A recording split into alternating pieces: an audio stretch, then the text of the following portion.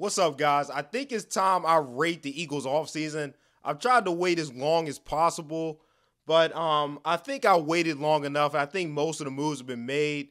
So this long predicted Eagles downfall, and we're gonna lose so many free agents, and we're gonna be trash, not contenders, whatever people were saying. I think it was greatly exaggerated. Now, with that being said, there were some losses. Javon Hargrave went to the 49ers, which he got a lot of money, and it was not worth paying him that much money for a 30-year-old defensive tackle. But I am mad the 49ers got him. Obviously, I think the 49ers will be our biggest competition next year, so that I really was disappointed he went there. But anyway, C.J. Gardner-Johnson was probably the biggest loss of our offseason.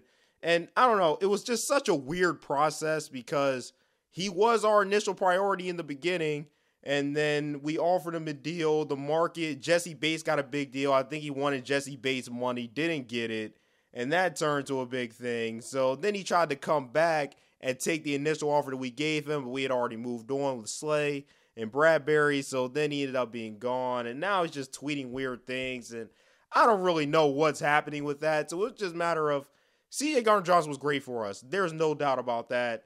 But I was just overall the antics. So if he wants to leave, let him leave. He took a 1-year prove-it deal with Detroit for $8 million. Detroit got a squad too, by the way. But yeah, so we have to kind of figure things out as safety, and I think we made some moves that are okay. But so yeah, C.J. Gardner-Johnson the biggest loss. We lost Marcus Epps too, so losing both starting safeties. T.J. Edwards went to the Bears. Kaiser White followed Jonathan Gannon to the Arizona Cardinals. Miles Sanders went to the Carolina Panthers.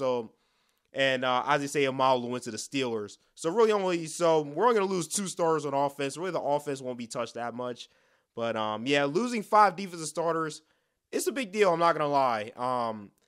Again, not saying this is our downfall, but we did lose 5 defensive starters. Obviously, CJ led I think he was tied or he led the league for interceptions or something like that. So some big losses for sure. But the reason why I'm still hopeful for next year is because of who we kept. So obviously with the whole thing with CJ leaving, that left room for us to renegotiate with Slay. And that was a weird thing because Slay was going to be gone. And we didn't officially release him, but the report came out they were going to release him. And then they just worked out a new deal. So then Slay got a new deal for 2 years.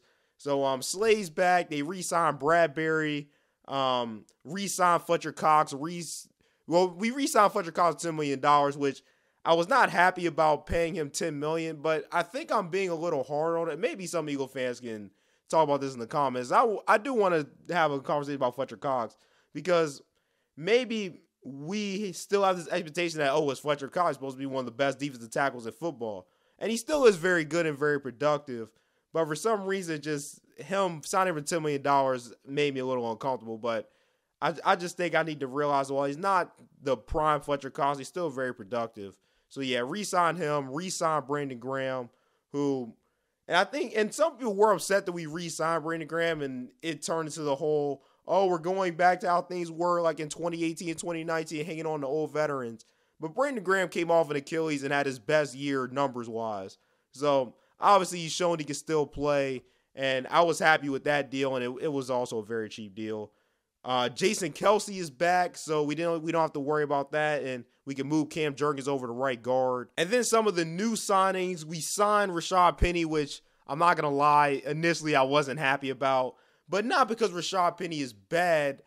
Obviously, he's very productive. You look at his numbers. I was just hoping that wasn't all they were going to do with the running back position. Because if you tell me Rashad Penny and Kenneth Gainwell are going to be our starting running backs, that's not enough for me. There's reports right now of Bijan Robinson being in Philly, but obviously the Eagles are going to do their due diligence to interview him. To me, that's not saying we're definitely going to draft him, nor do I think we should, because I don't think drafting running backs in the first round is a good idea. I get Robinson is insane. He might be one of the best running back prospects that come out in years, but I just don't think it's worth spending first round picks on running backs. I'd rather get Gibbs, somebody like that, day 2. But I wouldn't be mad if they did do that.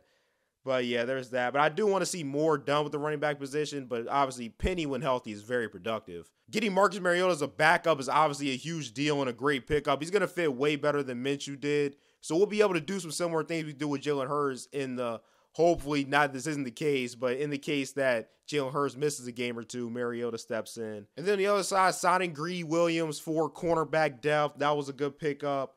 And I don't know too much about Justin Evans, but they signed Justin Evans as safety. So I don't know if he's going to start or what's really going to happen with that. But they did pick up a safety. And then signing Nicholas Morrow at linebacker, who I believe he had 116 tackles last year, which is pretty good, but he wasn't very good in coverage. But hopefully, I don't know what they're planning to do with Nakobe Dean. I hope he starts in some shape or fashion. Maybe they're going to depend on Nakobe Dean more for coverage. I don't really know also what they're going to do with linebacker, but obviously we still have the draft and all that. So while we did lose a lot of guys, we kept a lot of guys too, and we brought some guys in. So, yeah, and obviously Jalen Hurts is the quarterback. So when Jalen Hurts is the quarterback, there's not really too much to worry about. So overall, ranking this free agency, it's not a great free agency, but it's also not bad. I would give it a B. I think that's a fair grade. But I don't know. What do you guys think about the Eagles' moves this offseason? And can the Eagles still compete next year?